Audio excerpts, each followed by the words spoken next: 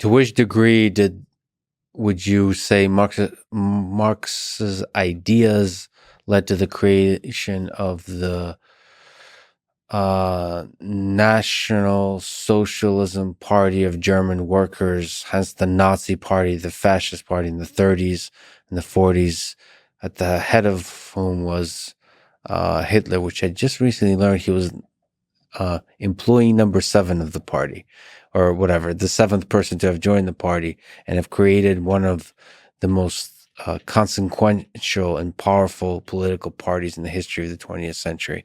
Right. What degree did Marxism ideas have to play? It is the National Socialist Party of German workers. Right.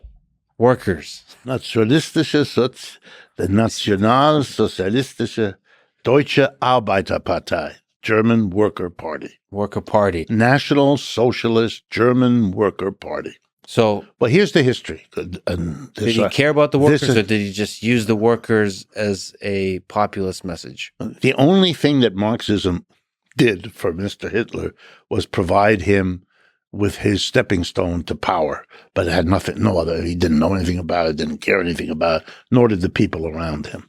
Here's the story of what happened there, which I know largely through my own family and plus my own history, the work that I did. The most successful socialist party in Europe was the German party. It started around 1870. Marx was still alive. Some of his own family were leaders, Ferdinand Lassalle and his daughters.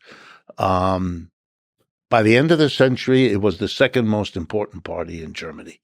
Nobody understood it. It was It was almost as big a shock to the Europeans as was the Russian Revolution in 1917.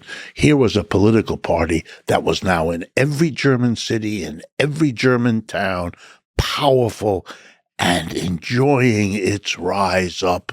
That's my family is involved in this, so I really do know the story.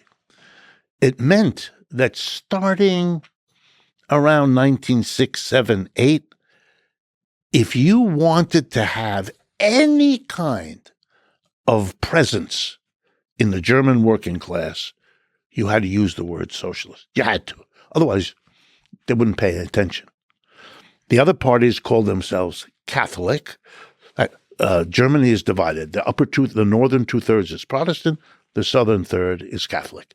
Munich and Bavaria is Catholic, and every other part of Germany basically is Protestant.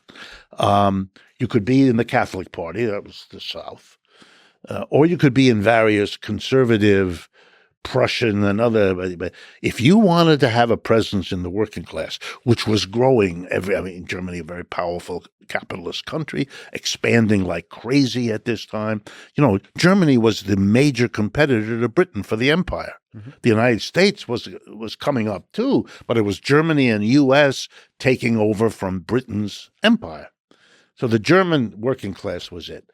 So anybody who wanted to approach the working class in whatever way had to come to terms and be friendly to socialism. Other parties did this too, just like Hitler. They put the word socialist in their party, but they wanted to make it clear that they weren't anything to do with the Soviet Union or anything to do with Marxism. So they put the word National. Nazi is the first 4 letters of national, National in German. Nazi is how you spell national in the German National Socialism, but definitely not communists. That's right. They killed communists. They fought communists in the street. They had pitched battles. They literally threatened each other's existence and their life. And the first people that he arrested and put in jail were not Jews and gypsies and all the other people he eventually killed. It was communists. They were the number one, and socialists right behind them. Why? Because up until he takes power, January of 1933, that's when Hitler takes power. The last elections, 2 of them in 1932, the socialists and communists, the vote together, 50% of the vote in Germany. So he appealed to the German manufacturers, the German capitalists, and he said, the communists and socialists are going to win. You're just the capitalists. You have too few people. You need a mass base, and I'm the only one that can do that. And it was just a populist message that he used. That's right.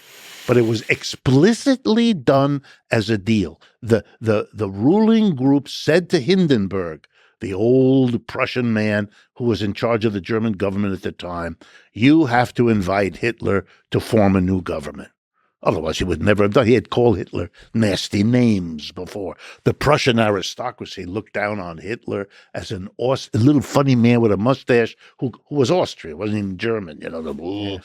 For them, that mattered. Yeah. So he comes in as the enemy, the smasher of socialism and communism, which he immediately does.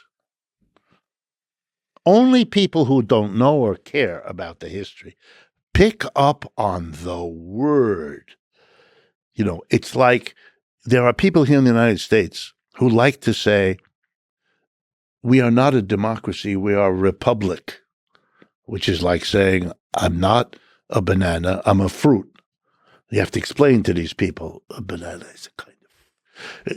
So you have to explain to people, yes, we're a republic, but we have a commitment to democracy as the way to govern the republic, because to say you're a republic doesn't imply what kind of government you have to go through that with people so they kind of get it. And certain words have power beyond their actual meaning. They're used in communication, whether it's negative, like racist, or positive, like freedom of speech. Or Democrat. With a D. Yeah, and then you use that to mean something.